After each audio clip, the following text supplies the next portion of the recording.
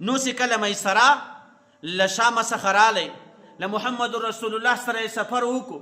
تر سفر وروسته محمد رسول الله دا خپل مال و خدیجة الکبرا ته بیرته وسپاری. خدیجة الکبرا چې کله حساب وکړو خپل مال ته، الله تعالی په دې مال کې دومره روزي ورکړې وه، دومره زیات برکت یې ورکړی و چې تر اوسه پورې په یوه سفر کې هم دومره روپۍ نه وې ګټلې. او له محمد رسول الله سره چې د کوم روپو قول کړی و، کومه حصه چې ور معلومه کړې وه، تر هغه یې زیاتې روپۍ ورکړلې.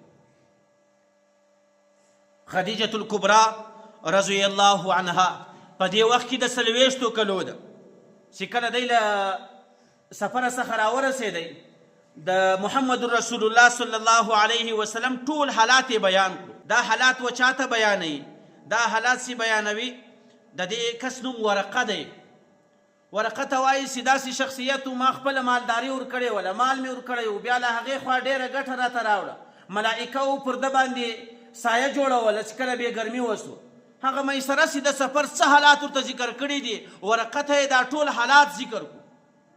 ورقه ورته وایي چې ای خدیجة الکبرا، که چیرې دغه ستا خبرې رښتینې وي، که چیرې ته په دا خپلو خبرو کې صادقې، دا وي هم دغه رقم شخصیت، نو بیا دا خبره یاد وساته چې دا خاتم الانبیا دی، چې په تورات و زبور و انجیل کې یې ذکر سوی دی، چې په آخر وخت کې به یو نبي راځي او هغه به آخري نبي وي، تر ده وروسته به بل نبي نه وي. دغه علامې چې کومې تا ذکر کړي دي، دا د نبي علامې دي. خدیجة الکبرا رضی الله عنها و محمد رسول الله ته د نکاح پیغام راواستو.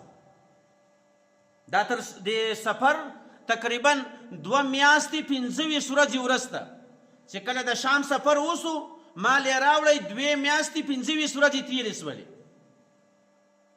خدیجة الکبرا پیغام محمد رسول الله ته راواستوئ چې زه له تا سره نکاح تړل غواړم.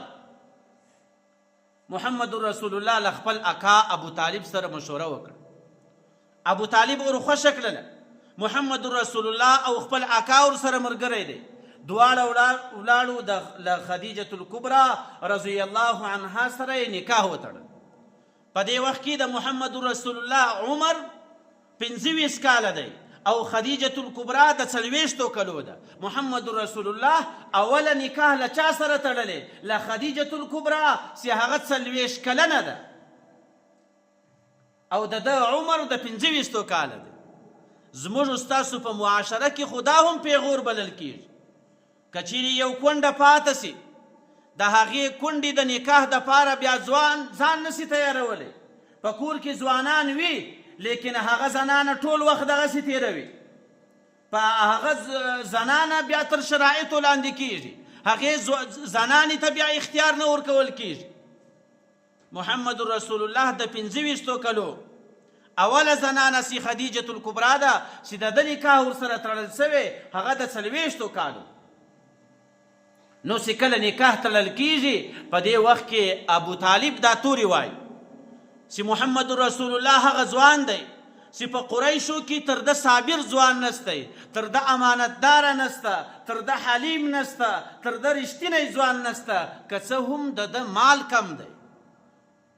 ځکه مال خو د تلو راتلو شی دی، کله له انسان سره وي کله نه وي، لیکن کم شرافت چې الله تعالی و محمد ته ورکړی دی، په قریشو کې یو چاته هم نه دی ورکړی.